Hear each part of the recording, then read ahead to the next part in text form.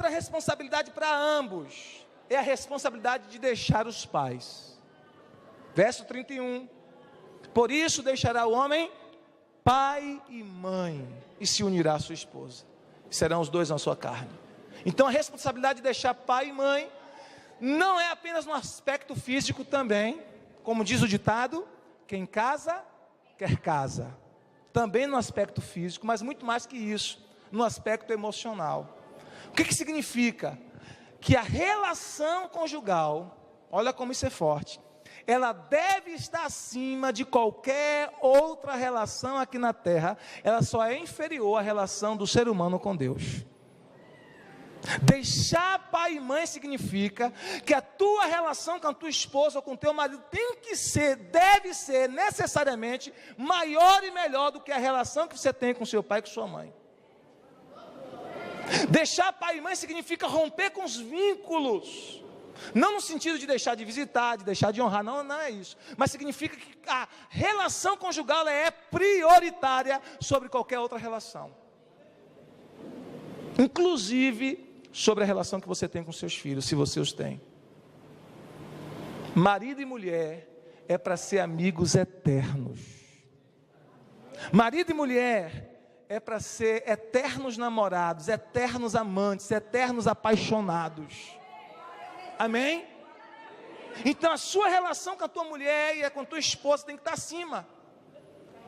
E quando não acontece isso, irmãos, dá problema. Por isso que às vezes há tantas dificuldades de relacionamento com a sogra. Porque a mulher, por natureza, ela é mais apegada com os filhos. Ela gerou, 9 meses ali gerando, então ela tem um apego maior. Então a mulher, não todas, mas ela tem mais dificuldade de abrir mão, a mãe, ela tem mais dificuldade de abrir mão daquele filho que é objeto dela, como uma posse, como uma propriedade mesmo. Então ela custa, às vezes, quando esse filho ou esta filha casa, principalmente se é homem. Principalmente ser homem, ela tem dificuldade de liberar. Irmãos, eu já vi casamentos serem desfeitos por causa de uma sogra. Escute, não estou falando mal da sogra não, viu? As sogras são bênçãos, a minha sogra é uma bênção, e a sogra da minha esposa também é uma bênção, amém? Mas eu já vi, porque quando há uma disfunção, e a sogra e as pessoas envolvidas nessa relação não entendem isso, entra num conflito no casamento. Entra em um conflito. Então, você tem que entender, você que é casado, você ama sua mãe, o seu pai, mas a tua relação com a tua esposa ou com o teu marido deve estar acima da relação que você tem com os teus pais e com tuas mães, com o teu pai e com tua mãe. Isso tem que estar dentro da sua cabeça. Tem que estar acima. Tem que estar acima da relação que você tem com seus filhos. Eu tenho 3 filhos, uma garota de 17 anos, um garoto de 14, vai fazer 15, e a caçulinha com 9 anos. A mais velha, daqui uns dias casa. Meu garoto de 14 anos já está falando em casar. Pai, eu quero casar com 18 anos. Falei, então tu vai trabalhar.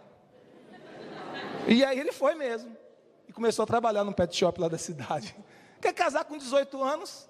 Quer seguir o meu exemplo, que eu casei com 18, Então vai. Eles vão casar um dia. Eles vão viver a vida deles um dia. E eu e minha esposa, a gente tem que envelhecer juntos. Eles vão nos visitar, mas ao voltar para a casa deles, nós somos feitos um para o outro. Nós temos que permanecer juntos até que a morte nos separe, ou até que o Senhor Jesus volte. Então é uma batalha mesmo para a gente nutrir esse relacionamento dia após dia. Amém? Vocês estão entendendo? A relação conjugal, ela é prioritária sobre qualquer outra relação. Só está abaixo da relação do ser humano com Deus. Não pode estar acima, não pode estar abaixo da relação com os filhos, nem com a relação com os pais. Isso é deixar os pais, significa priorizar a relação conjugal. O outro aspecto para os dois é unir-se. O casal deve viver uma relação profunda de unidade, de cumplicidade, de companheirismo, e marido e mulher devem ser os melhores amigos. Como é que pode, irmãos, ter um amigo seu que sabe coisas da sua vida mais do que a sua esposa ou mais do que o seu marido. Não pode ser. Pastor Santos é um grande amigo, muito grande amigo. Nós temos uma intimidade muito profunda. Eu sei coisas da vida dele, ele sabe coisas da nossa vida que só nós sabemos. Mas o que eu sei da vida dele e o que ele sabe da minha, a minha esposa e a esposa dele sabe muito mais. Vocês estão entendendo? Não pode ter segredos entre marido e mulher. Nós precisamos ser eternos amigos. Então nós vimos aqui alguns princípios da palavra, irmãos, que faz a família, que faz o casamento funcionar. Conhecer esses princípios é o primeiro passo. Um segundo passo, mais importante do que conhecer, é praticá-los, é colocá-los em prática. E quando você coloca em prática estes princípios da palavra, a sua vida começa a ser abençoada, o seu casamento começa a ser abençoado, a sua família começa a ser abençoada. Claro, nós estamos falando para casais nessa noite, é a responsabilidade dos dois. Miles, ele disse que o casamento é como um omelete. O omelete é tão bom quanto os ovos que o fizeram. Se o ovo estiver estragado, não tem como o omelete ser bom. Basta um estar estragado para o omelete ser ruim. O casamento é a mesma coisa. É preciso que os dois sejam tratados por Deus. Amém? Sejam ministrados por Deus, para que os dois possam estar sarados, para que o casamento seja uma bênção em nome de Jesus. Então, conhecendo esses princípios, o que a gente vai fazer? Colocá-los em prática.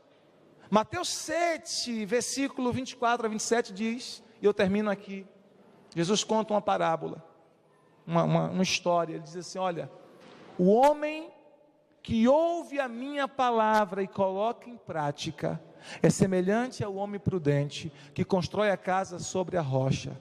Venha o vendaval, venha a tempestade, e vem a correnteza dos rios, bate contra aquela casa, e ela não cai, porque foi construída sobre a rocha.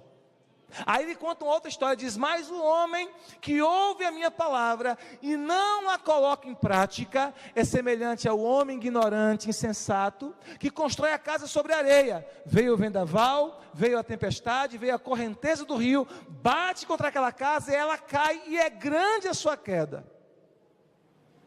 E é interessante essa história que Jesus conta, porque a tempestade é a mesma para as duas casas, a força do vento é a mesma para as duas casas, e a correnteza do rio é a mesma para as duas casas.